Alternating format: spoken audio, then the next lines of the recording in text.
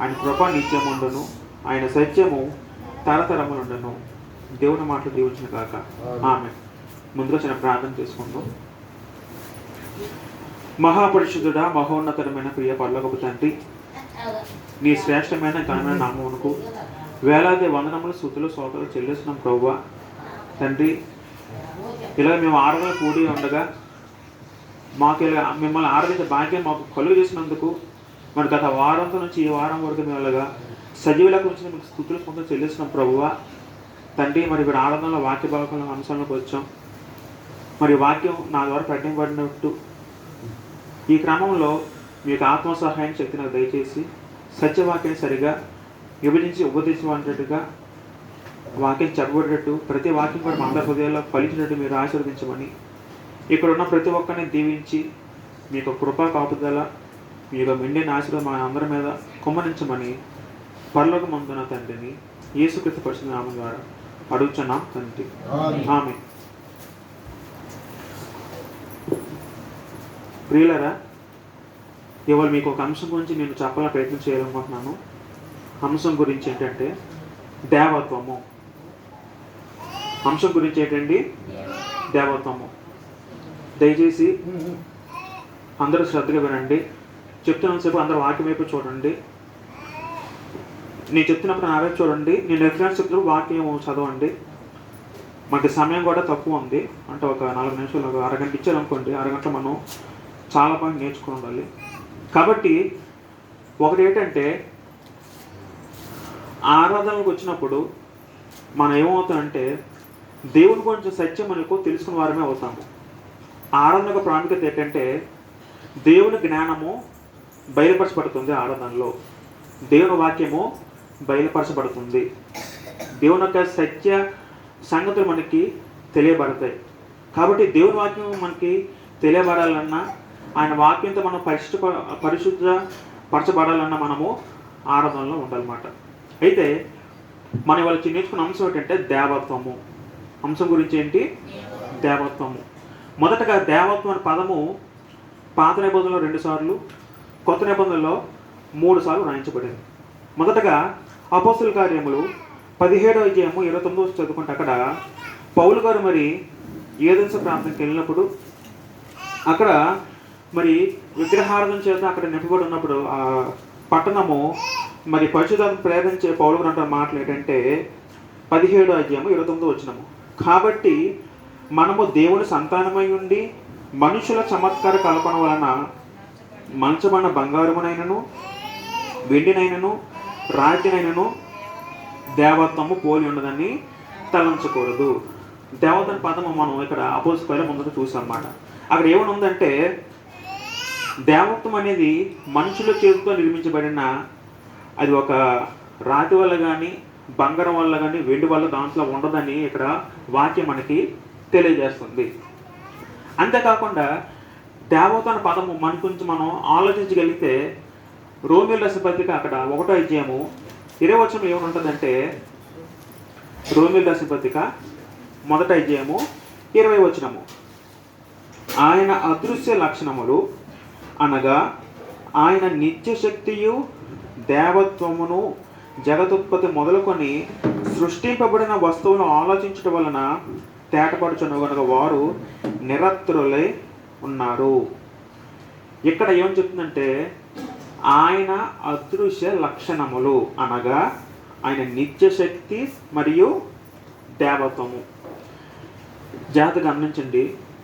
దేవత్వము అన్న పదానికి అర్థం ఏంటంటే ఇంగ్లీష్లో ది డివైన్ నేచర్ అని, తర్వాత గాడ్ హెడ్ అని అన్నారు ఆ పదం. దేవత్వం అంటే అర్థం ఏంటి? అది దైవికమైన స్వభావము. దైవికమైన స్వభావము, దేవ స్వభావము.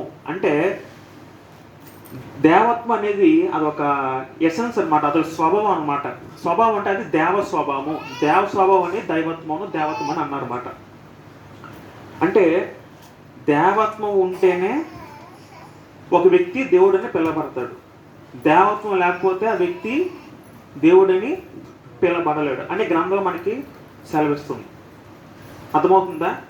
దేవత్వం అంటే అర్థం ఏంటంటే అది ఒక డివైన్ నేచర్, అంటే అది దైవికమైన స్వభావము. ఇప్పుడు మనందరం ఏ స్వభావం అంటే మనందరం మనిషి స్వభావం, మనందరం మనుషులం కదా, మనుషులు అంటే మానవ స్వభావం. అలాగే దేవుని స్వభావం అంటే అది దేవునికి ఉంటుంది. ఇప్పుడు మానవత్వం కలిగిన వ్యక్తి ఎవరంటాం, వాళ్ళు మనిషి లేదా మానవుడు అంటాం. అదేవిధంగా దేవత్వం కలిగిన వ్యక్తిని ఏమంటాం మనము, దేవుడు అనాలి.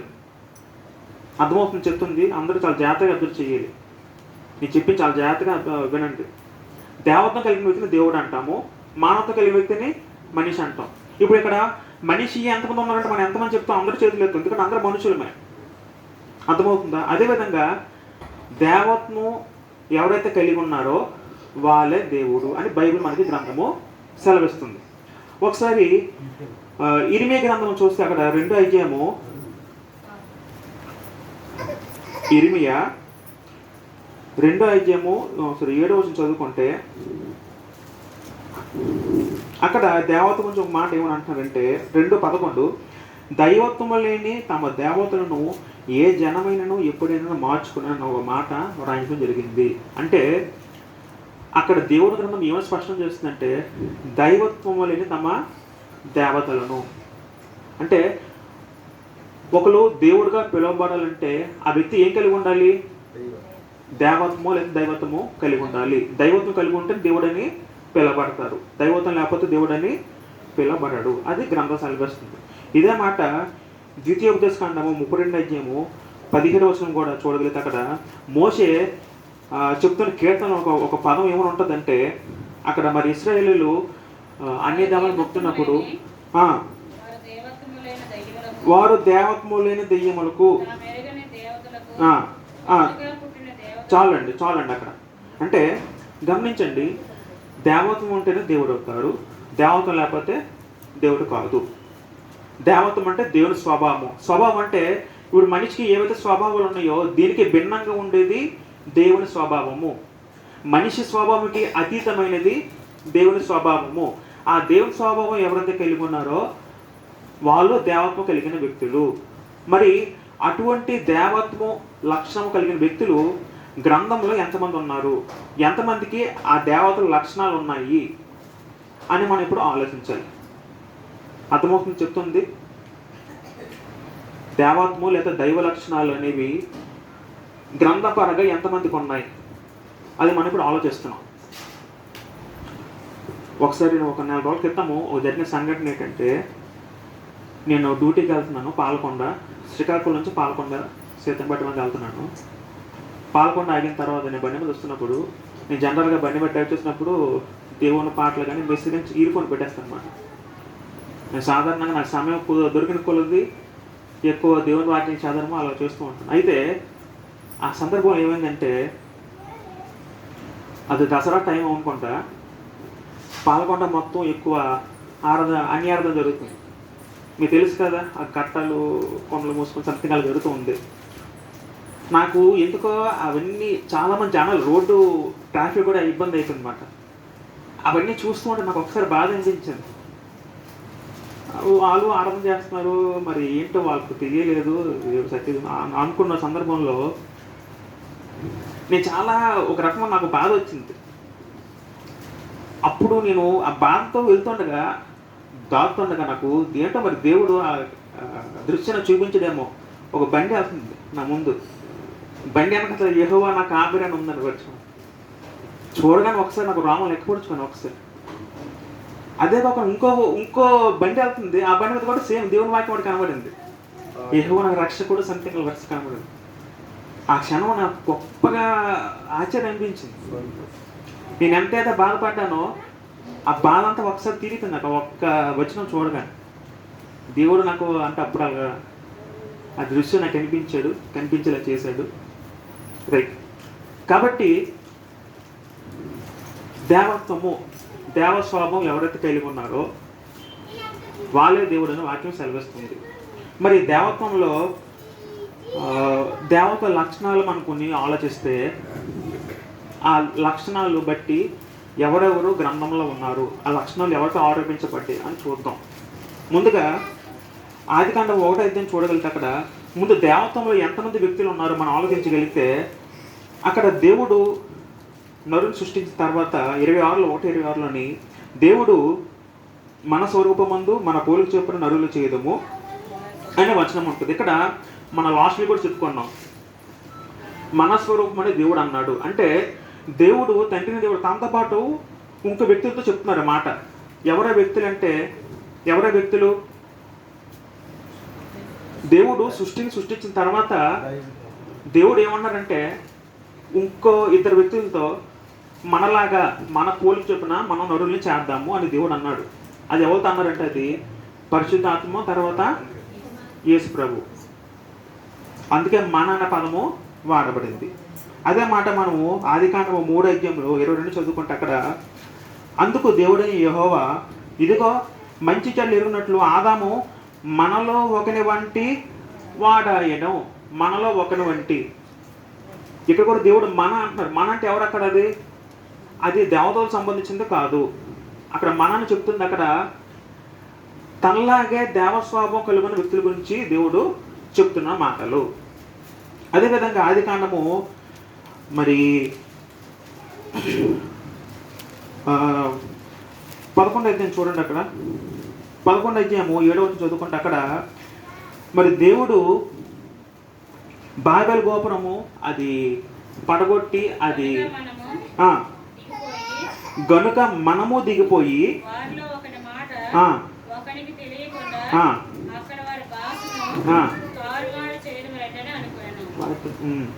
తర్వాత చూడండి, చాలు ఇక్కడ కూడా గమనించండి. గనుక మనము దిగిపోయి, ఇక్కడ మనమని ఎవరు అంటారు? ఇక్కడ దేవుడు తనలాంటి స్వభావము ఎవరికైతే ఉన్నదో అటువంటి స్వభావం గల వ్యక్తులు ఉద్దేశించి మనము అని సంబోధిస్తారన్నమాట. అర్థమవుతుందా చెప్తుంది? అదేవిధంగా ఆఖరిగా యోహాను సువార్త 15వ అధ్యాయం చూసుకుంటే అక్కడ యోహాను సువార్త 14 చూడండి. 14వ అధ్యాయము 23వ చదువుకుంటే అక్కడ యేసు ప్రభు, ఒకడు నన్ను ప్రేమించిన యెడల వాడు నా మాట గైకొనును, అప్పుడు నా తండ్రి వాడిని ప్రేమించును, మేము వాని యొద్దకు వచ్చి వాని యొద్ద నివాసము చేతము. ఇక్కడ కూడా యేసు ప్రభు ఏమన్నానంటే మేము అన్నారు. తండ్రి అనే దేవుడు మనము అన్నాడు. యేసు ప్రభు కూడా మేము అన్నారు. అంటే ఈ మేము మనములు ఎవరు ఉన్నారంటే మొత్తం కలిపి ఎంతమంది వ్యక్తులు ఉన్నారు? 3 ఉన్నారండి. ఎవరు? తండ్రి అయిన దేవుడు, పరిశుద్ధాత్ముడు, కుమారుడైన యేసు ప్రభు. మనం ఏం నేర్చుకుంటాం ఇప్పుడు ఇంతవరకు? దేవత్వం అనే పదం గురించి నేర్చుకున్నాం. అంటే ఏంటండి? రెండోది ఏంటంటే దేవత్వంలో ఎంతమంది వ్యక్తులు ఉన్నారో 3 ఉన్నారో మనం నేర్చుకున్నాం వాక్య ప్రకారము. తర్వాత మరి ఈ 3లో దేవత్వ లక్షణాలు ఎంతమందికి ఉన్నాయి మనం చూడగలిగితే, దేవత్వ లక్షణం అర్థం ఏంటంటే, ఇప్పుడు మనిషి ఉన్నాడు అనుకోండి, మనిషి కొన్ని లక్షణాలు ఉన్నాయి. మనిషి కొన్ని పనులు చేయగలడు. మనిషి కూడా చేయలేని పనులు ఎవరైతే ఒక శక్తి చేస్తుందో ఆయన దేవ స్వభావం కలగడని మనం అర్థం చేసుకోవాలి. మనిషికి మించిన స్వభావం ఎవరికి ఉన్నారు? దేవుడు కలిగి ఉన్నాడు. అందుకే దేవుడికి మనకి తేడా ఏంటంటే, మనిషి నరమాతుడైతే అంటే మనిషి చేయలేని పనులు కూడా దేవుడు చేయగలడు. అదే మనిషికి దేవుడికి తేడా. మరి ఇటువంటి దేవ స్వభావంలో ఉన్న దైవత్వంలో 3 కూడా మరి ఏ లక్షణాలు ఎంతమంది కొన్ని మనం ఆలోచించగలుగుతాం. ముందుగా దేవుడు సృష్టికర్త అయి ఉన్నాడు. అంటే దేవుడు సమస్తము సృష్టించే విధంగా ఉన్నాడు. ముందుగా కీర్తన రాసిన గ్రంథము 51 కీర్తన చూడండి. 51లో 15. 51 కాదు, ఒక్క నిమిషం ఉంది.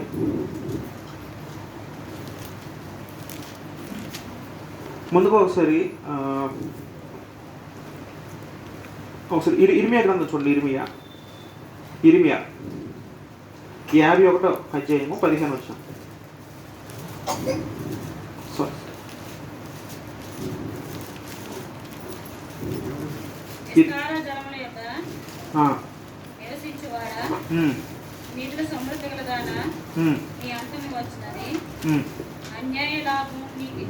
అమ్మ ఇర్మియా గ్రంథము 51:15.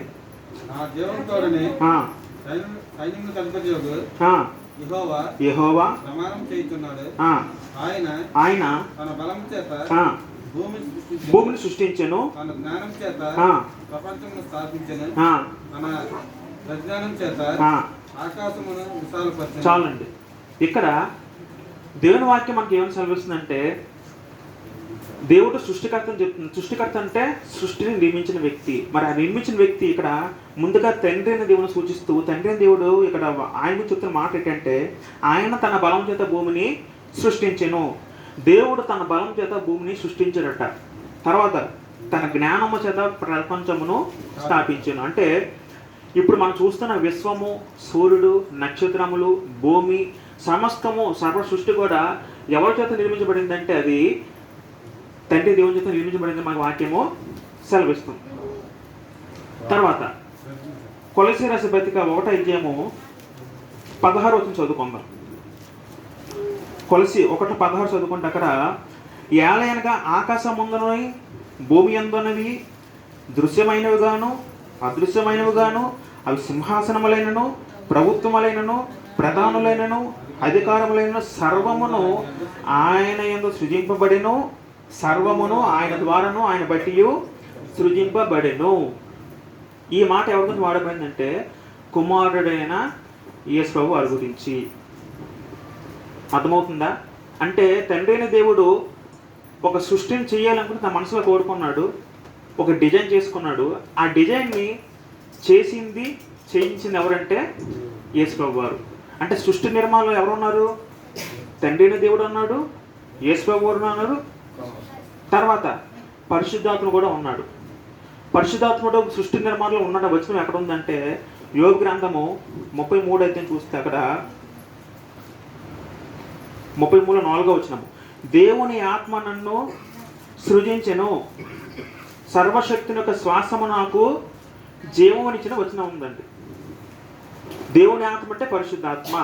పరిశుద్ధాత్మ నన్ను సృజించిన యోబు గారు అంటున్నమాట. అంటే తర్వాత సర్వశక్తిని యొక్క శ్వాసము, సర్వశక్తి యొక్క శ్వాసం అది కూడా పరిశుద్ధాత్మ వాడమను పదము నాకు జీవం ఇచ్చును. కాబట్టి మనం ఏం చూసామంటే మొదటగా తండ్రి అయిన దేవుడు సృష్టిని నిర్మించాడు, యేసు వారు కూడా సృష్టి నిర్మాణంలో ఉన్నారు, తర్వాత పరిశుద్ధాత్మ కూడా సృష్టి నిర్మాణంలో ఉన్నారు. కాబట్టి ఈ ముగ్గురు కూడా సృష్టింపగలిగే శక్తి ఎవరికి ఉంది? ముగ్గురికి ఉందని మనం ఆలోచన చేసాం. తర్వాత రెండో మాట ఏంటంటే దైవత లక్షణంలో రెండో మాట, దేవుడు నిత్యుడు.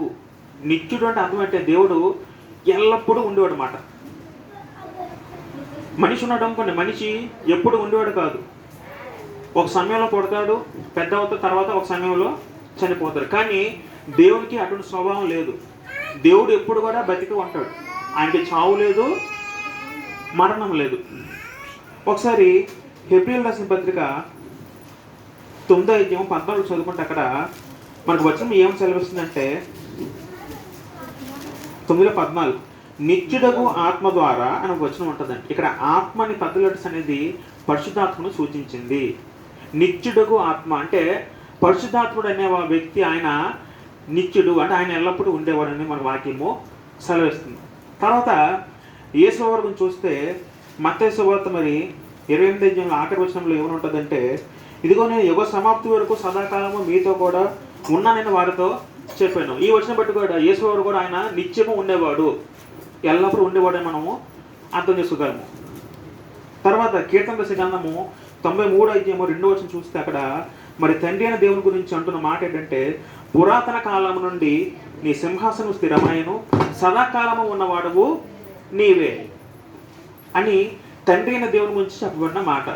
కాబట్టి తండ్రి అయిన దేవుడు కూడా ఎప్పుడు నిత్యము ఉండేవాడు, పరిశుద్ధాత్మ కూడా ఎప్పుడు నిత్యము ఉండేవాడు, తర్వాత యేసు వారు కూడా ఎల్లప్పుడూ ఉండేవాడు అని నేర్చుకున్నాం. అంటే దేవ స్వభావంలో దైవత్వంలో ఒక లక్షణం ఏంటంటే మనము ముగ్గురు సృష్టికర్తను నేర్చుకున్నాము. రెండోది ఏంటంటే వీళ్ళ ముగ్గురు కూడా నిత్యత్వంలో ఉండేవారు. నిత్యత్వం అంటే అర్థం ఏంటంటే ఆయన ఈ ముగ్గురు కూడా ఎల్లప్పుడూ ఉండేవారు, వాళ్ళకి చావు అనేది మన లేదని మనము నేర్చుకున్నాము దేవునికి. మూడవదిగా సర్వశక్తిమంతుడు. అంటే దేవునికి అది చేయలేడు ఇది చేయలేడు అనే పదము మనిషి వాడబడదు తప్ప దేవునికి మనము వాడకూడదు. దేవునికి ఆయన చేయలేనిది ఏదీ లేదట ప్రపంచంలో. దేవుడు సమస్తము చేయగలడు. మరి ఈ సమస్తము చేయగల ఈ సర్వశక్తి అనేది ఎవరెవరు కొంత మనం చూడగలిగితే, ముందుగా ఇరిమియా గ్రంథము 32 అధ్యాయం చూస్తే అక్కడ 17 26 చదువుకుందాము. అంతటా యెహోవాకు ఇరిమియాకు ప్రత్యక్షమై ఇలాగ సెలవిచ్చాను, నేను యెహోవాను సర్వ శరీరులకు దేవుడును, నాకు అసాధ్యమైనది ఏదైనా ఉండునా అనే వచనము ఉంటుంది. అంటే తండ్రి అనే దేవునికి అసాధ్యమైనది ఏమీ లేదంట. ఆయన తలుచుకుంటే ఏదైనా చేయగలరు ప్రపంచంలో. ఆ మాట ఎవరికి రాయబడింది? తండ్రి అనే దేవునికి వాయించబడింది. అదేవిధంగా పరిశుద్ధాత్మ కూడా ఆయన కూడా సర్వశక్తిమంతుడు, ఆయన కూడా శక్తి ఉంది. మనము వచనం చూడగలిగితే అపోస్తల కార్యంలో 1వ అధ్యాయము 8వ వచనం చదవగలిగితే అక్కడ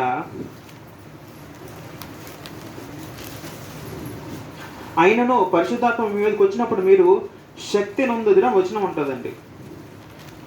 ఆయన వచ్చినప్పుడు మనము శక్తి నొందుతున్న వచనం అక్కడ చూడగలము. కాబట్టి పరిశుద్ధాత్మ కూడా శక్తిమంతుడు మనం నేర్చుకున్నాం. అంతేకాకుండా యేసుప్రభువు వారు, మన రక్షకుడు యేసుప్రభువు వారు కూడా ఆయన గురించి కూడా వాక్యం ఏం చదువుతుందంటే మత్తయి సువార్త 28వ అధ్యాయం చూడగలిగితే ఆఖరి వచనంలో 18వ వచనము, పరలోకమందును భూమి మీద నాకు సర్వాధికారము ఇయ్యబడి ఉంది. ఈ మాట బట్టి యేసుప్రభువు వారు కూడా ఆయన శక్తిమంతుడు, ఆయన కూడా సమస్తము చేయగలడు. ప్రభువు యేసుప్రభువు ఆయనకి అసాధ్యమైనది ఏమి లేదని మనము చూడగలిగాం. కాబట్టి ఈ సర్వశక్తి అనే లక్షణం ఎవరికి ఉంది? తండ్రి అనే దేవుడికి ఉంది, యేసుప్రభువు వారికి ఉంది, పరిశుద్ధాత్మకు ఉంది. ఇప్పటికి మనం ఎన్ని పాయింట్లు నేర్చుకున్నాము? 3 లక్షణాలు నేర్చుకున్నాం. ఏంటి 3 లక్షణాలు చెప్పండి? మొదటగా దేవత్వము, దేవతల వ్యక్తులు, తర్వాత దేవతల లక్షణాలు 3 నేర్చుకున్నాం. మూడు ఏంటంటే మొదటగా దేవుడు సృష్టికర్త, ముగ్గురు సృష్టించడం నేర్చుకున్నాం. తర్వాత వాళ్ళు ముగ్గురు ఎల్లప్పుడూ ఉండేవారని నేర్చుకున్నాం. మూడవదిగా దేవుడు శక్తిమంతుడు, యేసువు శక్తిమంతుడు అని నేర్చుకున్నాం. 4వది ఏంటంటే దేవుడు ప్రతి చోట ఉండేవాడు. దేవుడు ప్రతి చోట ఉండేవాడు. ఆయన ఎక్కడ ఉండడు, అక్కడ లేడు అని అనుకోలేం. ఇప్పుడు మనకి ఇక్కడ ఆరాధన జరుగుతుంది కదా, ఆత్మరూపిగా దేవుడు మన మధ్య ఉన్నాడు. అది మనం నమ్మాలి, విశ్వసించాలి. అది విశ్వాసం. ఎక్కడ ఉంటాడు? ఎక్కడ ఆరాధన జరిగిన ప్రతి స్థలంలో కూడా దేవుడు ఉంటాడు. ప్రపంచంలో అమెరికా అయినా, ఆస్ట్రేలియా అయినా, ఇండియా అయినా, ఎక్కడైనా దేవుడు ఉంటాడు. అక్కడ ఉంటాడు, ఇక్కడ ఉండని కాదు. దేవుడు ప్రతి చోట ఉండే సమర్థం ఎవరికి ఉంది? దేవుడికి ఉంది. అదే దేవత్వం. ఇరిమియాకు రాసిన గ్రంథము 23వ అధ్యాయం 24 చదువుకుంటే అక్కడ దేవుని వాక్యం ఈ విధంగా సెలవిస్తుంది. ఇరిమియా 23:24, నాకు కనబడకుండా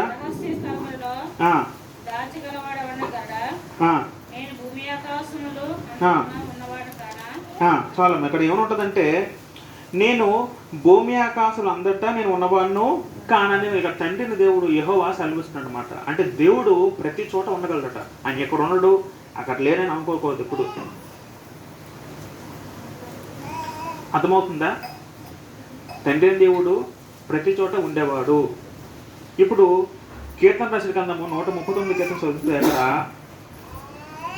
దావీదు గారు అంటున్న మాట ఏంటంటే, నీ ఆత్మ నుండి 139వ కీర్తన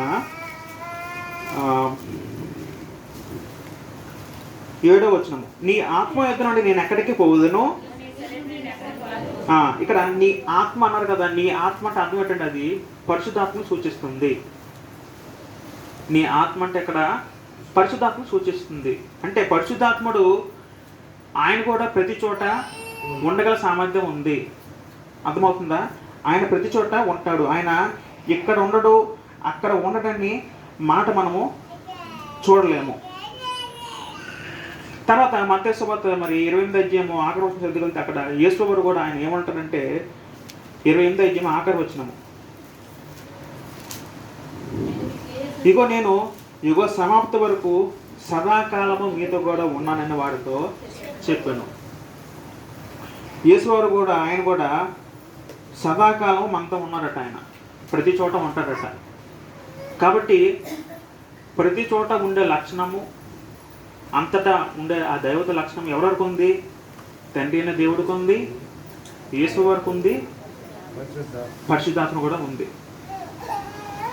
అర్థమవుతుందా? ఇప్పటికి మనం 4 లక్షణాలు నేర్చుకున్నాము. ఒకటి, దేవుడు సర్వశక్తి గలవాడు నేర్చుకున్నాము. తర్వాత ఆయన నిత్యం ఉండేవాడు నేర్చుకున్నాము. ఆయన ప్రతి చోట ఉండేవాడు నేర్చుకున్నాము.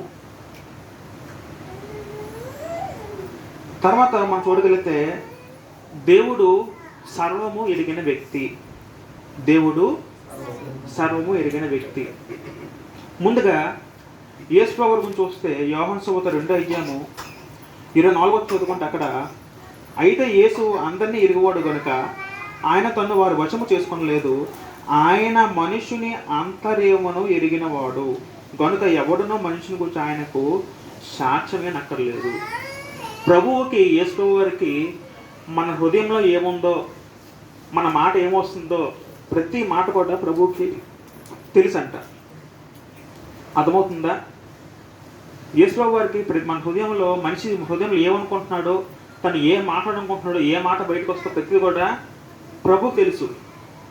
అందుకే ఆయన సర్వము ఎరిగిన వ్యక్తిని మనకు వాక్యము సెలవిస్తుంది. అదేవిధంగా హెబ్రీయుల రాసిన పత్రిక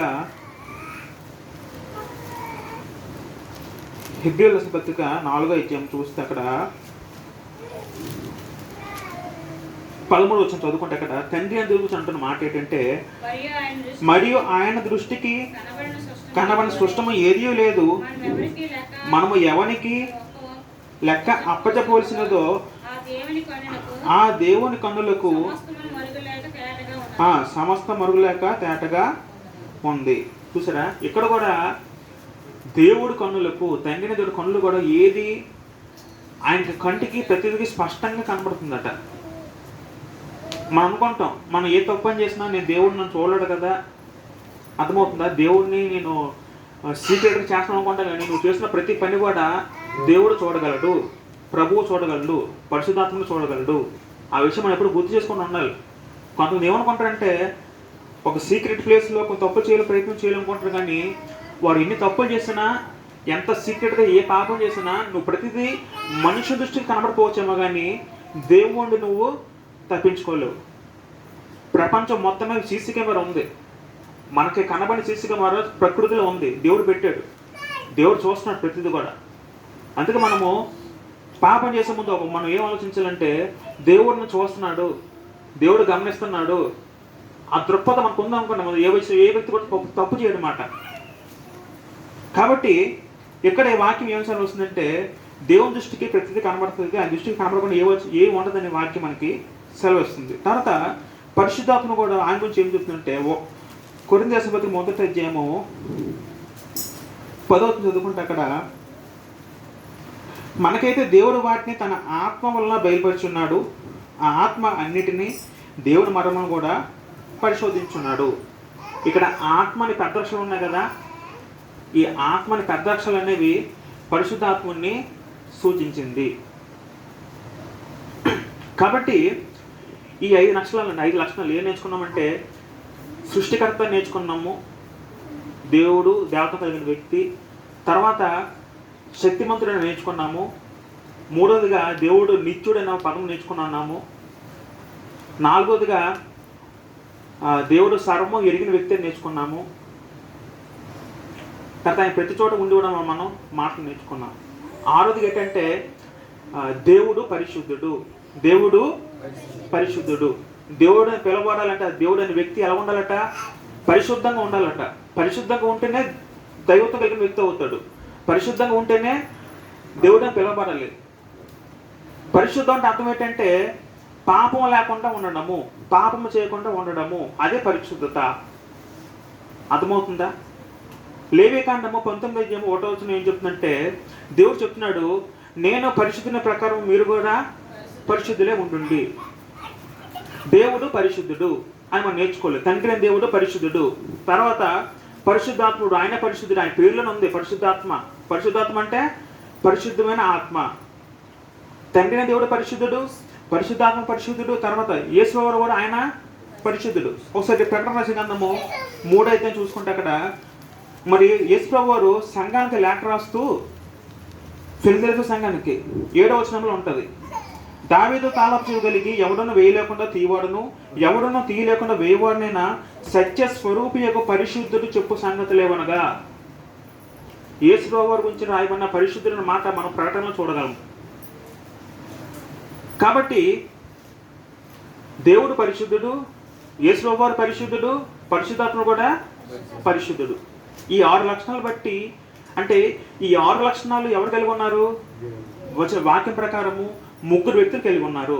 ఎవరు? తండ్రి అయిన దేవుడు, పరిశుద్ధాత్ముడు, యేసుప్రభువారు. ఈ దేవత్వం కలిగిన వ్యక్తులే దేవుడని పిలువబడతాడు. దేవత్వం లేకపోతే దేవుడని పిలువబడకూడదు, పిలువబడరు. ఇప్పుడు ఆఖరిగా దేవుని వాక్యం ఈ 3 గురించి ఏమని చెప్తుందంటే, ఒకసారి ఇర్మీయా రాసిన గ్రంథము 32వ అధ్యాయము 16 చదివితే,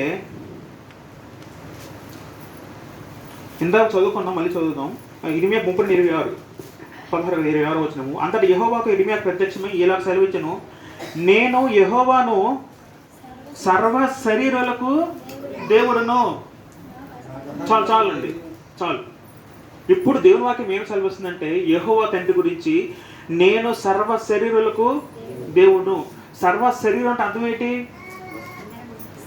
శరీరంగా కనబడుతున్న ప్రతి మనిషి, ప్రపంచం మొత్తం మీద ఉన్న ప్రతి మనిషి, అది ఏ జాతి అయినా, ఏ కులమైనా, ఏ రంగైనా, అది ఎంత హోదాలు ఉన్నా, అది ఏ వ్యక్తి అయినా, అది మనిషిగా పిలవడుతున్నట్ట ప్రతి మనిషి కూడా దేవుడు ఎవరని ఇక్కడ చెప్తున్నారు. దేవుడు నేను యెహోవా అని దేవుడు మనకి సెలవిస్తుంది. అంటే తండ్రి అయిన యెహోవా ఆయన దేవుడు అనే వాక్యం మనకి సెలవిస్తుంది. ఎందుకంటే ఈ తండ్రి దేవుల్లో దేవత లక్షణాలు ఉన్నాయి.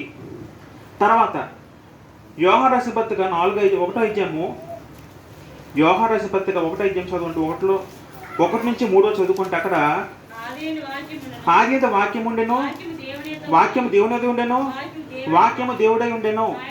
చాలు గమనించండి. ఆదియందు వాక్యం ఉండెను. ఆదియందు ఎవరు ఉన్నారట? వాక్యం ఉందట. వాక్యం ఎలాగ ఉందట? దేవుని యొక్క ఉందట.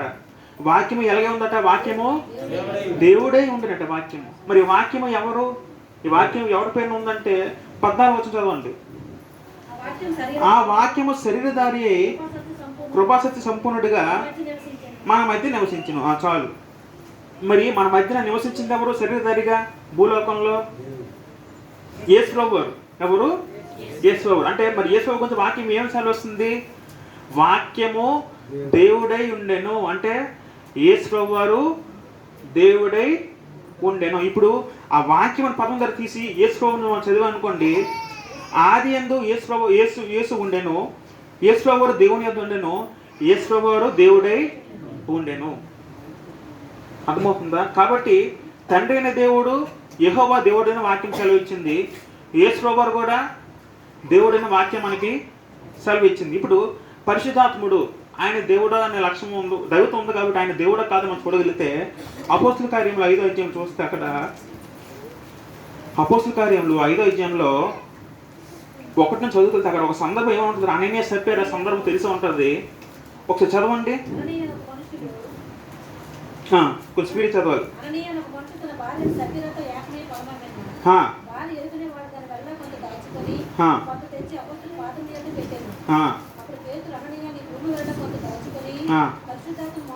పరిశుద్ధాత్మను మోసపుచ్చుటకు సాతాను.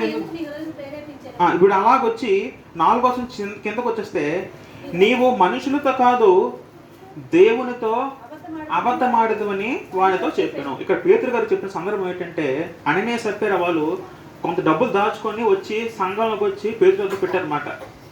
అంటే వాళ్ళు కొంత డబ్బు దాచుకుని అబద్ధం ఆడారు. అబద్ధం ఆడి అప్పుడు పేతురు దేవుడు అంటారంటే, నువ్వు నీ భూమి వల్ల కొంత దాచుకొని నువ్వు పరిశుద్ధాత్మను మోసపుచ్చావు అన్నాడు అక్కడ. మళ్ళీ కింద మాట కోసం ఏమని అంటున్నారు?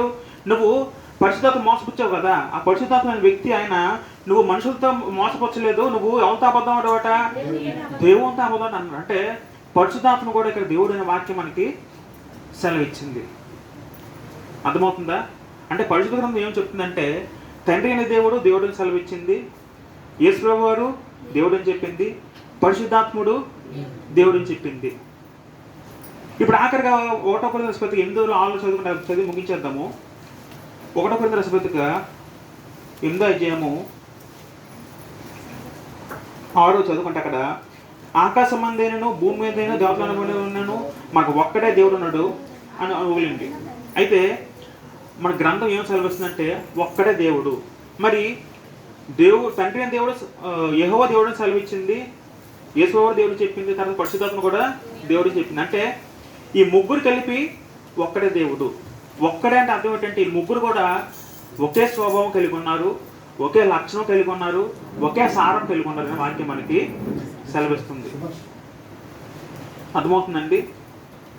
వీళ్ళు ముగ్గురికి కూడా ఒకటే లక్షణం ఉంది, వీళ్ళు ముగ్గురికి ఒకటే స్వభావం ఉంది, ముగ్గురు కూడా ఒకటే ఉన్నారన్నమాట. అంటే స్వభావాలు వేరే వేరే అయ్యి ఉన్న వ్యక్తులుగా వేరే ఉన్నారు, ముగ్గురు స్వభావాలు ఒకటే, ముగ్గురు ఉద్దేశాలు ఒకటే, ముగ్గురు ఆలోచనలు ఒకటే. కాబట్టి దైవత్వంలో ఎంతమంది వ్యక్తులు ఉన్నారు? మొత్తం ముగ్గురు వ్యక్తులు ఉన్నారు. ఈ ముగ్గురు కూడా వాక్యము దేవుడని సెలవిచ్చింది. తండ్రి దేవుడు అని చెప్పింది, కుమారుడు దేవుడు అని చెప్పింది, పరిశుద్ధాత్మ దేవుడు అని చెప్పింది. ఈ ముగ్గురు కలిపి ఒక్కడే దేవుడు అని వాక్యం మనకి సెలవిస్తుంది. ఈ విశ్వాసంతో మన జీవితాన్ని కొనసాగించాలి. దేవుడు అంటే ముగ్గురు కలిపి ఉన్న ఒక దేవుడే మనము అర్థం చేసుకోవాలి. ముగ్గురు వేరే వ్యక్తులు కానీ ఈ ముగ్గురు కలిపి ఒకే దేవుడు. ఎందుకంటే ముగ్గురులో దేవత లక్షణాలు ఉన్నాయి. ఇది గమనించి మన విశ్వాసం కొనసాగిస్తూ ఉంటే మనం దేవుని పిల్లగా తీర్చిదిద్దబడి మనం చనిపోయిన తర్వాత మన దేవుని రాజ్యంలో మనము నిత్య వారసులుగా ఉంటామని దేవుని వాక్యం మనకి సెలవిస్తుంది.